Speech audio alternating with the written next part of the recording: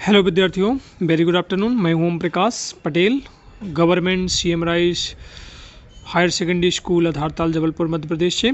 ये 9th class का पिछले वर्ष पिछले सत्र 21-22 का हाफ ईयरली एग्जामिनेशन का पेपर है। मैं किसी कारण जल्दी सॉल्व नहीं कर पाया था, तो आज मैं आपको प्रोवाइड करवा रहा हूँ। हाफ ईयरली एग्जामिनेशन 21-22 है, क्लास 9th है, सब्जेक्ट इंग्लिश है। देखते हैं, इसको हल करते हैं, सॉल्व करने का प्रयास करते हैं। आपके सामने ये दिख रहा होगा शायद। तो लिखा है 3 घंटे का पेपर है, मार्क्स 80 है, क्योंकि पिछले साल 80 नंबर का था, इस साल 75 का है। ठीक है। All question are compulsory, marks are indicated in front of each question. मतलब सारे प्रश्न करना है और प्रत्येक प्रश्न के सामने उसका जितने नंबर का है वो दिया गया है। जैसे कि सेक्शन ए में 2 पैसेज होती हैं हमेशा की तरह, तो देखिए पिछले साल भी थी और इस साल भी है।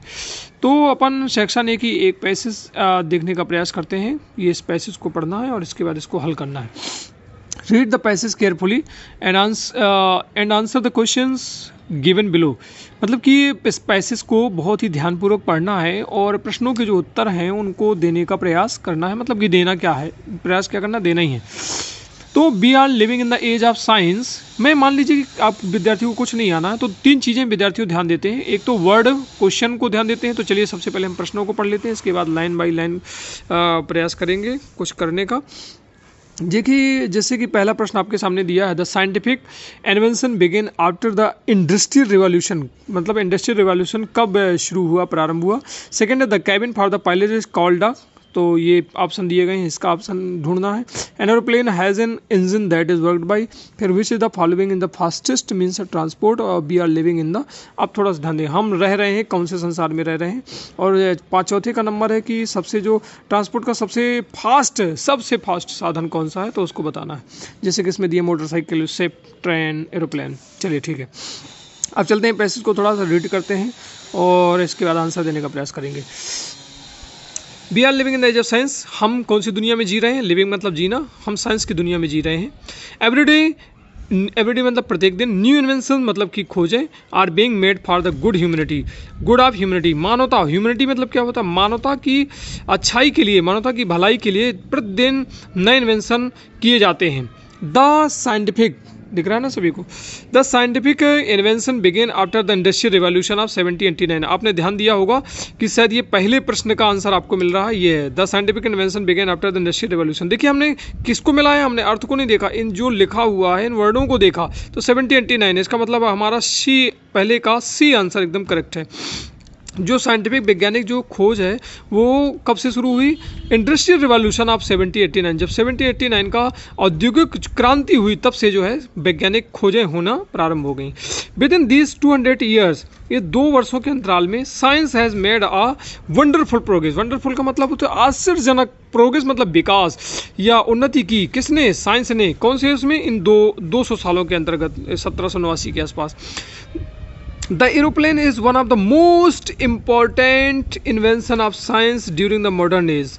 कौन सा है, एरोप्लेन सबसे कैसा है, आधुनिक मॉडर्न, सबसे ज़्यादा महत्वपूर्ण खोज है विज्ञान की ड्यूरिंग द मॉडर्न एज, एक इस आधुनिक युग में। It is the fastest means, इसका आंसर आपको ध्यान रहा होगा कि एक प्रश्न आया है चौथा नंबर कि which of the following is the fastest means of transport. तो क्या है, एरोप्लेन। ये कहाँ से मिला हमको, ये लिखा हुआ है, ये एरोप्लेन की बात की जा रही है। लिखा fastest mean transport of known so far, अभी तक का सबसे फास्ट साधन है कौन, एरोप्लेन।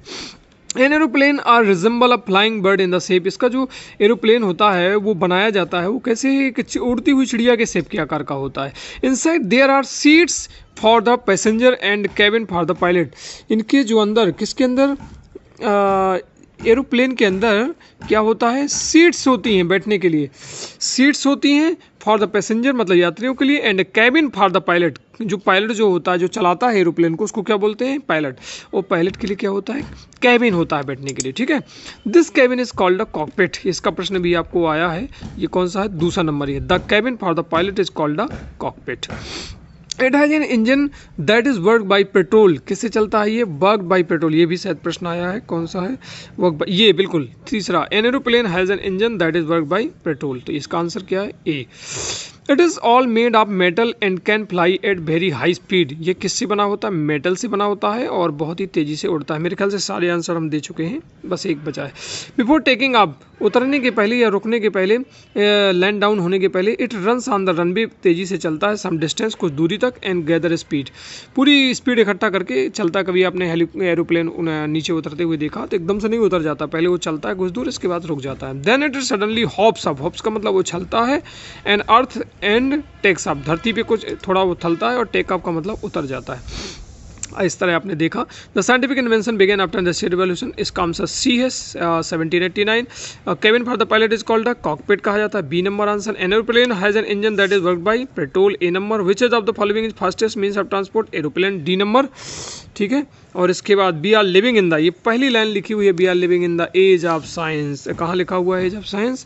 ये आपका लिखा हुआ है डी नंबर। तो मुझे लगता है पहली पैसेज कंप्लीट हुई। चलिए दूसरी पैसेज इसी तरीके की, वो भी 5 नंबर की है, उसको भी देखने का प्रयास करते हैं। चलिए सेकंड नंबर प्रश्न आपका आपके सामने हाजिर हो रहा है। सेकंड पैसेज, उसको पढ़ना है, इसके बाद पैसेज को सॉल्व करना है। चलिए ध्यान देते हैं। Read the passage carefully and answer the question given below. Read मतलब पढ़िए, पैसेज को केयरफुली ध्यान से पढ़िए और क्वेश्चन प्रश्नों के उत्तर दीजिए। ठीक है, चलिए चलते हैं। तो लिखा हुआ है मैरी क्यूरी। मैरी क्यूरी आपका सुन के आपको थोड़ा बहुत याद आया होगा अगर कुछ विद्यार्थियों ने मैरी क्यूरी का लेसन आपने कई जगह पढ़ा। मैरी क्यूरी एक वैज्ञानिक थी, लेडीज थी, तो वाज महिला वैज्ञानिक जिसको कह सकते हैं। Was one of the most accomplish scientist in history. कैसी थी? एक बहुत अच्छी वैज्ञानिक थी इन इतिहास में, हिस्ट्री मतलब इतिहास में। टुगेदर विथ हर हस्बैंड मतलब उनके जो पति देव थे उनके साथ, पियरे, क्या नाम था उनके पति का? पियरे। सी डिस्कवर्ड रेडियम, उनने किसकी खोज की? रेडियम की खोज की। An element widely used for treating cancer, जिसका प्रयोग, रेडियम का प्रयोग किसमें किया जाता है? कैंसर नामक बीमारी में किया जाता है। एंड स्टडी यूरेनियम, उन्होंने यूरेनियम का अध्ययन किया। And other radio active substances, और अदर जो रेडियो एक्टिव सब्सटेंस वगैरह होते हैं और जो रेडियो एक्टिव चीज़ें होती हैं उनके बारे में उन्होंने क्या किया? खोज की। किसने? पियरे ने। Pierre and Marie had an amicable collaboration, दोनों के साथ में इतना अच्छा सहयोग था, मित्रवत सहयोग था, मतलब कि किसका? पति पत्नी दोनों का मित्रवत एक कोलैबोरेशन का मतलब सहयोगी थे दोनों। Marie was born in 1867 in Warsaw. Marie कहाँ पैदा हुई थी? वारसा में पैदा हुई थी, पोलैंड में पड़ता है Warsaw. Where her father was a professor of physics. ध्यान दीजिएगा, ये पॉइंटेड है करने वाला है। फिजिक्स से उनके जो पिताजी किसके प्रोफेसर थे? फिजिक्स में। एट एन अर्ली एज, बहुत कम उम्र में। सी डिस्प्ले, उन्होंने दिखा दिया ब्रिलियंट माइंड, अपना जो प्रतिभा की धनी थी वो दिखा दिया है। एंड कैजुअल पर्सनालिटी, और एक आकर्षक पर्सनालिटी थी।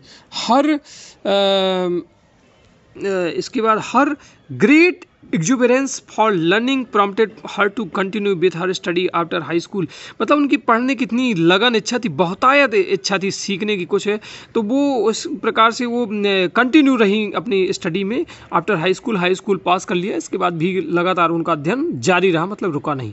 सी बिकेम डिसरेक्टेंगल, वो थोड़ा परेशान हुई, पर हाउ फिर भी when she learn that the university, जब उन्होंने, कब वो परेशान हो गई? जब उन्हें पता चला कि जो यूनिवर्सिटी है वारसा में वाज क्लोज टू वुमेन, वो महिलाओं के लिए बंद है। Determined to receive a higher education, उन्होंने निश्चित कर लिया कि मुझे हायर एजुकेशन लेना है। सी डेफिनेटली लेफ्ट पोलैंड इन 1889, इसके बाद उन्होंने पोलैंड छोड़ दिया। क्यों छोड़ दिया? क्योंकि वहाँ जब महिलाओं के लिए शिक्षा ही नहीं मिलनी थी। एंटर द सोरबोर्ने, सोरबोर्ने एक प्लेस है, वहाँ पर ये इन्होंने एंट्री की। ये फ्रेंच यूनिवर्सिटी है, फ्रेंच जैसे देश है हमारा इंडिया वैसे फ्रेंच भी। Where she earn her master degree, उन्होंने क्या यहाँ से हासिल किया? Master degree. And doctorate in physics, doctorate की डिग्री भी कहाँ से ली? फिजिक्स, और कौन से विषय में? फिजिक्स में। चलिए प्रश्नों का उत्तर देखते हैं। Where did Mary earn her master degree from? देखिए लास्ट यहीं पे लिखा हुआ है मास्टर डिग्री, कहाँ से की? ये है फ्रेंच यूनिवर्सिटी। तो देखते हैं क्या ऑप्शन है। यूनिवर्सिटी इन वारसा, वारसा में तो क्लोज कर दी गई थी। University in Sorbonne, university in Poland, none of the. तो ये लिखा फ्रेंच यूनिवर्सिटी, इसके बगल में लिखा है सोरबोर्ने, तो बस correct answer is the B. समझ गए?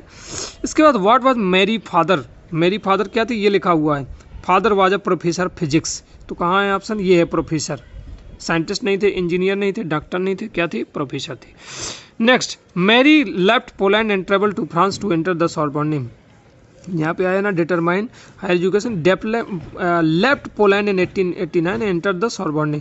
तो क्या किया, ये जो डिटरमाइन शब्द आया है ये किसके लिए आया है, मैरी डिटरमाइन, यह मतलब एक दृढ़ निश्चय से, निश्चित रूप से छोड़ दिया पोलैंड को, ट्रेवल टू फ्रांस टू, क्योंकि वाज डिस्ट्रेस बिहेव्ड, ये तो कोई वर्ड आया नहीं है तो कोई नहीं आया, तो बोल्डली, ये थोड़ा सा विद्यार्थियों के लिए हट कर है, बाकी इतना कठिन नहीं है, अगर थोड़ा बहुत जानकारी है तो शायद आ सकता है। ठीक है, तो बोल्डली, पहले का ऑप्शन बी, दूसरे का सी, तीसरे का भी सी। चलिए नेक्स्ट साइड चलते हैं। नेक्स्ट साइड आप देख रहे होंगे, तो fourth number, Marie Curie doctorate was in which academic discipline. आपने लास्ट में ही देखा है मैरी क्यूरी ने किस डिसिप्लिन में जो है डॉक्टरेट की उपाधि हासिल की, तो आपने पढ़ा है कि फिजिक्स में, ये है डी नंबर फिजिक्स। और थोड़ा फिफ्थ नंबर भी थोड़ा अलग क्वेश्चन है, right the noun form of the word discover. तो इसके दो प्रकार से नाउन फॉर्म आप ले सकते हो, डिस्कवर DISCOVERER ये भी लिख सकते हो, और DISCOVERY डिस्कवरी ये भी लिख सकते हो। प्यारे विद्यार्थियों, इस तरीके से हमने सेक्शन ए सेक्शन बी आपके सामने सेक्शन ए की दो passage, question number 1 question number 2 solve कर लिया है। अब चलते हैं थोड़ा section B.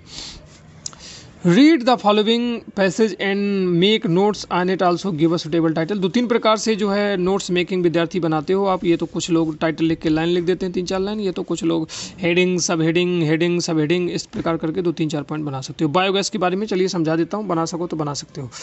Biogas is a mixture of methane, carbon dioxide, hydrogen and hydrogen sulphide, the major constituents being methane. Biogas किसका मिक्सचर है, मीथेन का, कार्बन डाइऑक्साइड का, हाइड्रोजन सल्फाइड का। मेजर सबसे ज़्यादा जो इसमें होती है बायोगैस में, वो क्या होती है, लिखा मेजर कंस्टिट्यूएंट बीइंग मीथेन। सबसे ज़्यादा इसमें क्या होती है, मीथेन होती है, ध्यान देंगे।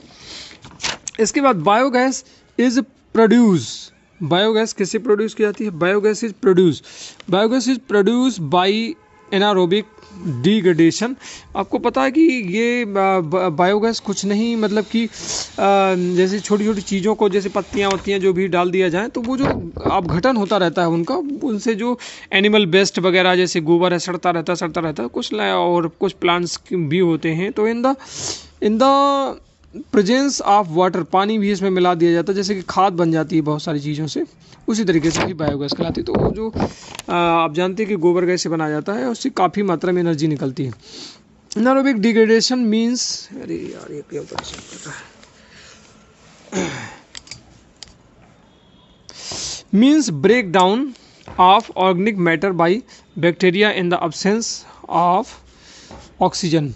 किसकी उपस्थिति में, एब्सेंस मतलब अनुपस्थिति में, ऑक्सीजन की उपस्थिति में जब बैक्टीरिया पैदा हो जाते हैं तो उससे ऑर्गेनिक खाद पैदा हो जाती है। Biogas is a non polluting, biogas कैसी, मतलब कोई पॉल्यूशन नहीं देती है, साफ स्वच्छ होती है, क्लीन होती है, एंड लो कास्ट, मतलब इसकी ज़्यादा कीमत भी नहीं होती है, ऐसा ईंधन है। फ्यूल मतलब ईंधन, which is very useful for rural areas, जो देहाती एरिया में या गाँव देहात में बहुत ज़्यादा उपयोगी है। Where a lot of animal waste, जो गांव देहात होते हैं आप जानते हो कि बहुत सारे पशु होते हैं, तो बहुत सारा वेस्ट भी होगा पशुओं का। एग्रीकल्चर भी होती है गांव में, एग्रीकल्चर वेस्ट भी होता है, अवेलेबल होता है। India has the largest cattle population, India सबसे बड़ा मतलब उसमें जो पशुओं की जो पॉपुलेशन है वो सबसे बड़ी है। तो ऐसा एक देश है जिसमें पशुओं का बहुत बड़ा एक भाग है इन द संसार का। 240 मिलियन इतने पशु पाए जाते हैं, कितने, 240 million. And has tremendous potential, मतलब कि एक शानदार पोटेंशियल है फॉर द बायोगैस प्रोडक्शन के लिए, मतलब यहाँ बायोगैस बहुत तायद मात्रा में पैदा की जा सकती है from cattle dung alone. Cattle मतलब कि जो पशुओं से कंडे बनाए जाते हैं उनसे ही केवल बायोगैस पैदा की जा सकती है। We can produce biogas of a magnitude of 22,500 घन मिलीमीटर क्यूब एनुअली, वार्षिक इतना पैदा किया जा सकता है क्या biogas. Air tight digestion degradation of animal waste is safe as it eliminate health. देखिए एयर टाइट, एयर मतलब हवा, टाइट डाइजेशन, तो जो हवा का जो डाइजेशन होता है तो एनिमल का जो वेस्ट होता है वो सेफ होता है। जो क्या कहते हैं, एलिमिनेट्स हेल्थ हैजर्ड्स मतलब इसमें बीमारी होने के भी कम चांस होते हैं, इनसे हमें बचाता है। Which is normally occur in case of direct use of dung due to direct exposure to, क्या लिखा है, फेसिकल पैथोजेंस एंड पैरासाइट्स, ये कुछ जीवाणु होते हैं जिनके नाम होते हैं। तो आप देख सकते हो कि बायोगैस के बारे में दिया गया कि कैसे जो है पशुओं के वेस्ट का प्रयोग होता है, एग्रीकल्चर वेस्ट का प्रयोग होता है, कितना सस्ता होता है, इंडिया में कितना पैदा किया जा सकता है। और इंडिया में पॉपुलेशन की बात की गई है कि विश्व की आबादी का इतने प्रतिशत भाग है, सबसे ज़्यादा यहाँ पे इंडिया में है। तो इस तरीके से आप बना सकते हो। अभी हम थोड़ा सा बताएंगे आपको, लास्ट में आप बने रहिए, तो लास्ट में हम आपको पूरा जो है इसका हल दिखाएंगे। चौथा नंबर है you are Nishikoro studying in government higher secondary school Morena, write an application your principal for school leaving certificate. ये बड़ा अच्छा होता है क्योंकि इसी में पूरा दिया है। निशिकोरो बन के आपको लिखना है, स्कूल का नाम भी आपको याद करने की जरूरत नहीं, मोरेना का स्कूल है, इसको लिख देना है। सब्जेक्ट आपका ये लिखा हुआ है, एन यहाँ से लिख दीजिए, एन एप्लीकेशन, और ये प्रिंसिपल फिर छोड़ दीजिए, और फॉर स्कूल लिविंग सर्टिफिकेट के लिए है, चाहे इसमें से ये कर दो चाहे ये कर दो, ठीक है। अक्सर बच्चे ऊपर वाला करेंगे मेरे ख्याल से। Question number 5, right an essay one of the following in topic. An Indian festival मतलब कोई भी भारतीय त्यौहार के बारे में, इंपॉर्टेंस ऑफ टिश के बारे में लिख दो, वंडर ऑफ साइंस के बारे में लिख दो, माई हॉबी के बारे में लिख दो। चलिए थोड़ा सा इसका मैं थोड़ा हल्का सारांश दिखा देता हूँ। ये देखिए, हाफ ईयर एग्जामिनेशन 21-22, इसके बाद सेक्शन ए का हल देख लीजिए, कैसे आप हल लिख सकते हो। विद्यार्थियों अगर आप चाहो तो इसी पैटर्न पे आप एग्जामिनेशन में आप सॉल्व कर सकते हो, क्योंकि फालतू लिखने का कोई उद्देश्य नहीं है, कोई मतलब नहीं है, क्योंकि आंसर से चेक करने वाले को, शिक्षक को, आपको केवल एग्जामिनर यही देखेगा। आप देख रहे हो फर्स्ट का सी, दूसरे का बी, थर्ड का ए, चौथे का डी, पाँचवें का डी, जो कि हमने अभी आपको सॉल्व करके बताया था। इसी तरह पैसेज सेकंड का आंसर आप देख सकते हो, रोक के आपको अच्छे से लिख भी सकते हो अगर आप चाहो। आंसर आप क्वेश्चन नंबर 2, इसके सारे आंसर दिए गए हैं। फिर नीचे हमने जगह कम पाई तो मेट्स नो के नहीं बताया है। ये क्वेश्चन नंबर 6 जो आपके सामने दिया गया है उसका थोड़ा सा हल्का मैंने बताने का प्रयास किया है। लिखा है क्वेश्चन नंबर 6, ये सेक्शन बी का है। क्वेश्चन नंबर 6 क्या है आप देख रहे हो। क्वेश्चन नंबर 6 विद्यार्थियों को कुछ नहीं, जैसे कि ये दिया है, अगर आपसे कुछ नहीं आता, मैं क्या कह रहा हूँ, मैं एक ऐसा विद्यार्थी बन के आपके सामने सॉल्व कर रहा हूँ कि मुझे ज़्यादा कुछ जानकारी नहीं है उस हिसाब से। तो देखिए ये जो लिखा है, on the basis of picture given below and describe how we can keep our self fit and healthy in about 75 words में लिखना है। तो आधा मतलब 25% तो आप इसी से लिख सकते हो, जैसे ईट हेल्दी है ना। अब ईट हेल्दी का हमने देखिए कैसे लिखा, फिर डोंट स्मोक, ये हमने देखिए कुछ नहीं किया, छोटे छोटे सेंटेंसों को। ये हमने क्या किया, बी कैन, आप देख पा रहे हो, we can keep our self fit and healthy while we should eat healthy, देखो मिल गया ना। We should not use tobacco, we don't smoke, we should do regular checkups. ये हमने कहाँ से उठाया, कुछ शब्द जोड़ दिए, जैसे कि बी जोड़ दिया, कैन जोड़ दिया, बाकी सब वहीं से उठा लिया। अगर आप सीधे सीधे उनको ही उठा के लिख देंगे तब भी आपका गलत नहीं, जैसे कि एक सेंटेंस पूरा लिखो, ईट हेल्दी, फुल स्टॉप लगा दो, बस खत्म, ये सॉल्व हो गया। तो कोई परेशान होने की कोई खास ज़रूरत नहीं है। चलिए दोस्तों, क्वेश्चन नंबर 3 और क्वेश्चन नंबर 4 को भी हम दिखा सकते हैं कि ऐसे आप सॉल्व कर सकते हो। जैसे क्वेश्चन नंबर 3 को आपके सामने हमने सॉल्व किया है, ये देखिए बायोगैस का नोट्स बनाया है। टाइटल हमने ऊपर डाल दिया, टाइटल आप चाहें तो नीचे भी डाल सकते हैं, कोई दिक्कत नहीं, आराम से आप डाल सकते हैं। क्वेश्चन नंबर 3 ठीक है ना, बायोगैस के बारे में जो अपने पैसेज पढ़ी थी, नोट्स मेकिंग जिसको कहते हैं। ये हमने टाइटल लिख दिया ऐसे करके, कैपिटल बनाइएगा, ध्यान दीजिएगा, टाइटल का टी और बायोगैस का बी कैपिटल। इसके बाद नोट्स हमने इस तरीके हेडिंग सब हेडिंग के बारे में डलवाया, जैसे मिक्सचर में हमने हेडिंग बनाई, फिर 1.2, 1.1, 1.2 है ना, ऐसा आप देख रहे होंगे। फिर प्रोड्यूस हमने कर दिया 2.1, 2.1, फिर 3, 3.1, 4 पॉइंट हमने लगभग इस तरीके से बना दिए। ठीक है, इस तरीके से आपने देखा keep our self fit and healthy, इसको भी हमने यहाँ पे लिख दिया। क्वेश्चन नंबर 6 थोड़ा एप्लीकेशन का दिखा देते हैं। देखिए एप्लीकेशन में हमने कुछ नहीं खास किया, ये देखिए हमने एप्लीकेशन बड़ा सरल होता है, विद्यार्थी अक्सर नहीं लिखते हैं, पता नहीं जाने क्यों उनको कठिन लगता है। आंसर नंबर 4 का एप्लीकेशन ऊपर हेडिंग डाल दी, ये टू द प्रिंसिपल, ये सब जो हमने लिखा है आप देख रहे हो, ये हमने कहाँ से लिखा है, केवल ये दिया है क्वेश्चन में, देखिए ये दिया है question, Nishikoro government higher secondary school to the principal हमने यहाँ से ले लिया। तो इस तरीके से आप देख रहे हो पूरा हमने एप्लीकेशन लिख दिया, जैसा कुछ नहीं किया 30% हमने आपके जो है पेपर से ही ले लिया। एप्लीकेशन में सब्जेक्ट देख लो, सब्जेक्ट हमने कहा क्या कुछ किया, subject and application for school living study हमने कुछ नहीं किया, उसी पेपर से ले लिया। देख लेना आप जरा घर में मिला के पुराना पेपर हुई दी। रिस्पेक्टेड सर और मैडम, देखिए इतना करके इतना तो कोई भी कर सकता। Back to say that please issue me school leaving certificate, thank you, फिर योर सब्डेंटली। इस तरीके से विद्यार्थियों आपको 4 नंबर आराम से मिल जाएंगे। चलिए इसके बाद सेक्शन बी आपका समाप्त हो गया। हाँ विद्यार्थियों, इसके बाद आपको ए सी तो आप लिख ही लेते होंगे। चलिए सेक्शन सी की हम बात करते हैं। सेक्शन सी आप देख पा रहे हो, section C fill in the blanks, correct alternative given in the bracket any 5। आपको 5 करने, 6 दिए गए हैं तो मैं 6 ही कर दूंगा, लेकिन आप 5 करेंगे। The sun rises in the east, सूर्य एक यूनिक चीज़ है इसलिए दा लगाएंगे, और जब दा लगाएंगे तो टी कैपिटल कर देंगे। द डिडंट बाई, जहाँ पे नॉट हो, डिडंट का मतलब होता है डिड प्लस नॉट, और जहाँ पे डिड प्लस नॉट हो क्या आएगा, एनी आएगा। ही इज़ इंजीनियर, इंजीनियर कैसे लिखेंगे, आई से लिखेंगे इंजीनियर, इसलिए यहाँ पे क्या आ जाएगा, एन आ जाएगा। We went to watch movie yesterday, go क्यों नहीं करेंगे, गो क्यों नहीं करेंगे क्योंकि यहाँ पे यस्टरडे दिया गया है इस वजह से। देयर इज़ नॉट, यस्टरडे मतलब बीता हुआ कल की बात कर रहे हैं, और बीता हुआ कल मतलब कल की बात कर रहे हैं, मतलब पास्ट की बात कर रहे हैं, ठीक है। जब पास्ट की बात कर रहे हैं तो बेंट आएगा। There is not much, much आएगा। वाटर इन द पूल, क्योंकि पानी को काउंट नहीं कर सकते हैं तो इतना ज़्यादा पानी नहीं था तालाब में। दे हैव, दे के साथ में हमेशा हैव होता है इसलिए ध्यान देंगे। इसका शॉर्ट मैं आपको दिखा देता हूँ कैसे इसकी आंसर है। सेक्शन सी ग्रामर, ये 5 नंबर का देख रहे हो, पहले का द, दूसरे का एनी, तीसरे का एन, चौथे का वेंट, 5वें का मच, 6 का हैव। इसके बाद विद्यार्थियों do as directed, question number 8 आप देख सकते हो। क्वेश्चन नंबर 8 आपका बहुत सरल है, जैसे कि आप यहाँ सामने देख रहे हो। Your pen can give me you, तो ये क्वेश्चन मार्क बन रहा है। Can you give me your pen, ठीक है, ये आपका सामने जैसे कि मैंने लिख दिया can you give me your pen, ठीक है।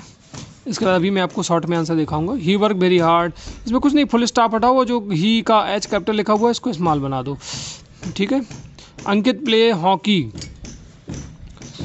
अंकित प्ले हॉकी, तो ये प्लेड हॉकी लिखा हुआ है तो अंकित प्लेज हॉकी, क्योंकि किस में चेंज करना है, प्रेजेंट में, प्रेजेंट में क्रिया में एस लगाते हैं तो इसलिए हमने अंकित प्लेज हॉकी कर दिया। फिर रोहन स्पीक इंग्लिश, स्पीक्स लिखा हुआ है तो डज लगाएंगे, जहाँ पे एस हटाएंगे डज नॉट, और फिर स्पीक में जो एस लगा है उसका हेड हटा देंगे, बन जाएगा। फिर दे वॉक्ड इन द डार्क, मतलब किस में चेंज करना है, चेंज इनटू पास्ट कंटिन्यूअस, तो दे पास्ट कंटिन्यूअस वाज वर लगाते हैं तो दे के साथ में वर लगा देंगे, वो क्रिया में आईएनजी लगाएंगे तो वॉकिंग हो जाएगा, इन द डार्क हो जाएगा। अनिल इज, अनिल बेकार बीमार है, combine the sentence using so, so मतलब इसलिए, अनिल बीमार है सो इसलिए, ये जो ही इल के बाद फुल स्टॉप लगा इसको हटाएंगे। जब फुल स्टॉप लगा के कोई चीज़ जोड़ते हैं तो एच का जो एच, ही का जो एच कैपिटल है उसको इस्तेमाल कर देंगे, ये देखिए हमने किया। सो ही और बाकी जो कहते हो जोड़ देंगे तो कोई दिक्कत नहीं। इसके शॉर्ट में एक बार आंसर और देख सकते हो। क्वेश्चन नंबर 8 का ये आपके सामने प्रस्तुत है, पहला, दूसरा, तीसरा, चौथा, 5वां, 6वां, इसमें भी आपको 5 ही करना है पर हमने 6 कर दिए आपकी सुविधा के लिए। सेक्शन डी, सेक्शन डी अब आपका लिटरेचर पार्ट है। लिटरेचर मतलब आपकी किताबी ज्ञान है, किताब में आपने जो पार्ट पढ़े होंगे उन्हीं से संबंधित है। Answer the where did Tommy find the book, तो टॉमी ने अपने घर में भैया पाई थी तो in his house, C number answer. We can make friends with wind, हम कब अपने हवा को दोस्त बना सकते हैं, हल्के फुल्के होंगे तो हवा उड़ा लीजिएगी, जब हम मजबूत होंगे तभी हमको हवा दोस्त बना लेगी। आदर करेंगे तो उससे कोई फर्क नहीं पड़ता, ईमानदार रहेंगे तो कोई फर्क नहीं पड़ता, ट्रू तो उससे कोई फर्क नहीं पड़ता, मतलब कि हमें क्या कैसा होना चाहिए, मजबूत, स्ट्रांग, शक्तिशाली, तभी हम हवा का सामना कर सकते हैं और दोस्त बना सकते हैं। Where did grandmother give to Kezia when she was sobbing, क्या दिया ग्रैंड मदर ने जब कविया सिसक रही थी, आंसू बहा रही थी, तो एक बढ़िया साफ सुच हैंकी दिया कि लो भैया, हैंकी मतलब रूमाल, पोंछ लो। Who is author of lesson my childhood, तो डॉक्टर APJ अब्दुल कलाम ने अपनी एक पोयम आत्मकथा ऑटोबायोग्राफी लिखी है जिसका नाम है तूफानों की उड़ान, ऐसा कुछ है। Wings of the fire, sorry माफ़ कीजिएगा, wings of the fire English में है, बिल्कुल सही बोला हूँ मैं, याद आ गया, विंग्स ऑफ द फायर ही है। हाँ, तो इसमें डॉक्टर APJ अब्दुल कलाम, इसी से ये पार्ट लिया गया, माई चाइल्डहुड। तो आप देख सकते हैं यही है लेखक इसके। Where did Evelyn went to spread through her music, जो एवलिन नाम की जो लड़की है, went to spread through her music, अपना जो म्यूजिक कैसे उसने जो है किया, message of love people and happiness deep, किसके लिए उनने जो है ये सीखा, जो गूंगे बहरे लोग हैं तो वो भी सीख सकें, उनके लिए म्यूजिक का उन्होंने विस्तार किया। किसने? द साउंड ऑफ म्यूजिक नामक लेसन है, लेसन 2, जिसमें वो ये बच्ची है, तो उसी से संबंधित है ये लेसन। इसके बाद what is bliss for the poet in the poem rain on the roof, तो इसको तो याद करनी, क्या कह रहा है, what is the bliss for the poet in the poem rain on the roof नामक एक पोएम है।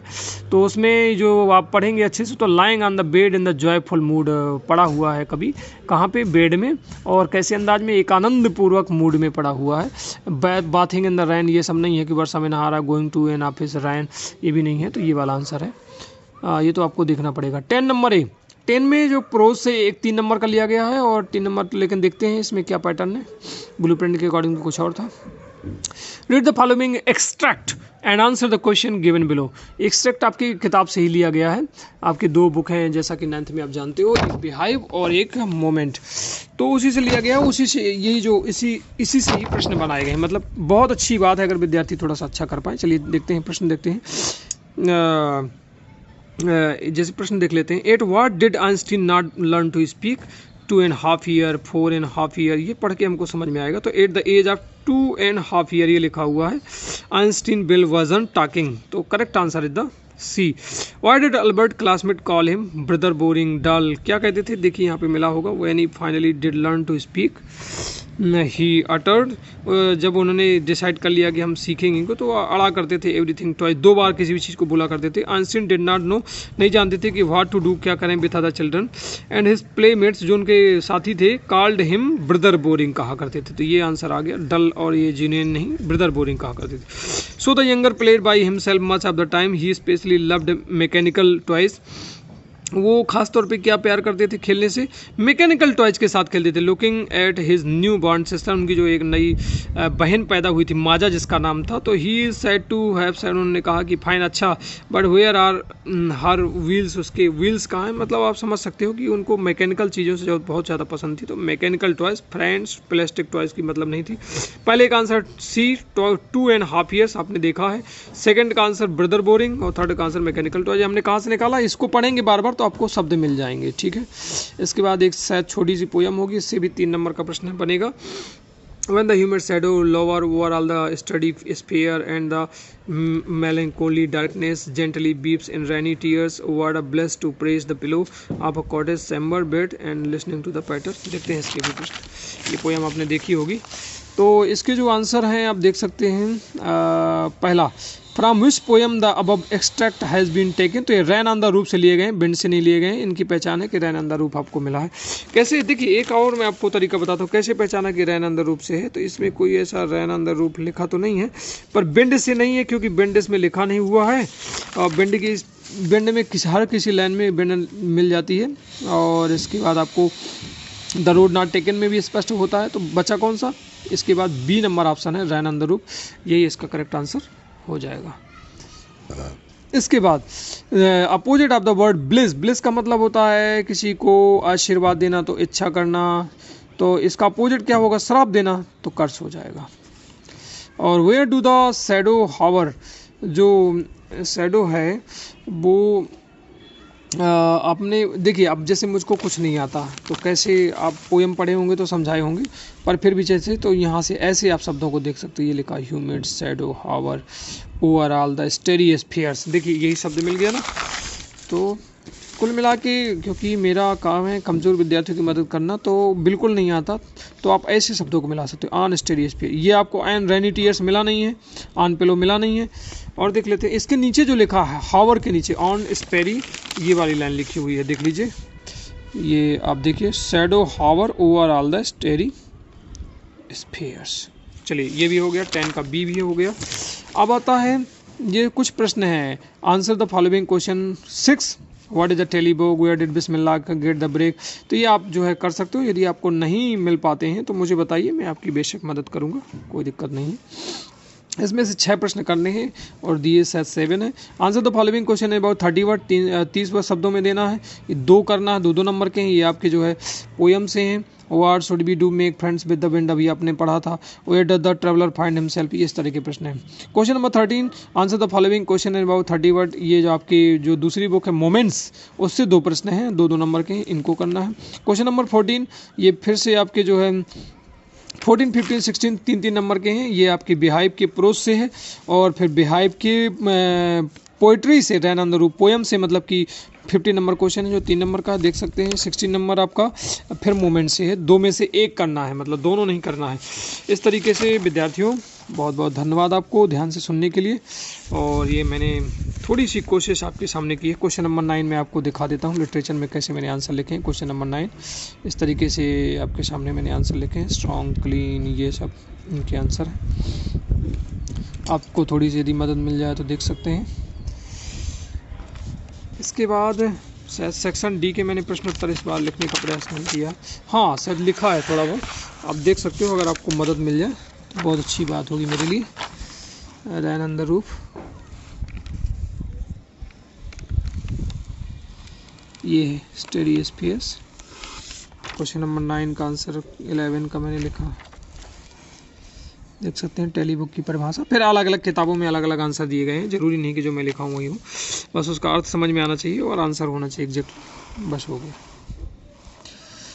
अब जैसे मैंने नंबर किया, केवल 11 नंबर से 6 करना, जिस हिसाब से कर रहे हैं वो नंबर डाल दीजिए। आप 6 अपने हिसाब से ना गिनिए, समझ गए। ये कुछ प्रश्न है, देख सकते हैं नंबर डला हुआ है। जैसे चौथे का आंसर है ये आपके सामने अभी। इसके बाद ये 5वें का आंसर है। 5वां प्रश्न यदि आप पेपर उठाएंगे तो देख लेंगे। इसके बाद 6वें का आंसर है आपके सामने।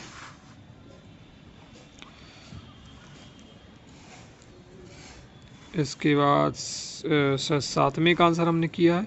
प्रकार से हमने लगभग कर दिए हैं, ठीक है। एक क्वेश्चन नंबर 12 में, मतलब कि पोइट्री से जो आंसर है इसको भी मैंने कर दिया, सॉल्व किया है। इसको आप देख सकते हैं। इसके बाद मैंने तीनों सॉल्व कर दिए हैं क्वेश्चन नंबर 12 के, देख सकते हैं। क्वेश्चन नंबर इसी तरह 13,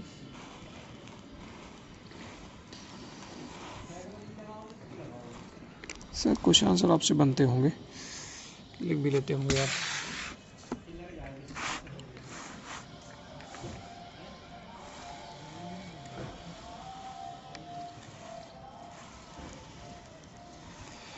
देख सकते हो नंबरिंग मैंने डाल दी है।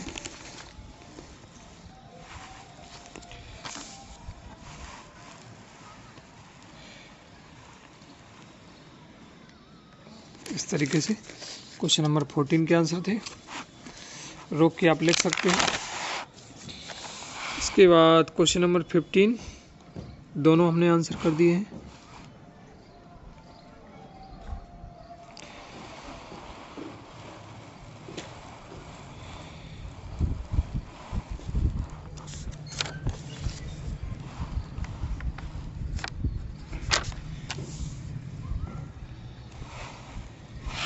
और लास्ट ये अथवा वाला। सो बहुत बहुत धन्यवाद आपको विद्यार्थियों। आप ईयरली 2022-23 का पेपर हम बाद में चालू करेंगे। धन्यवाद। यदि कोई समस्या होती है तो आप हमें बेसिक जो है मैसेज करें।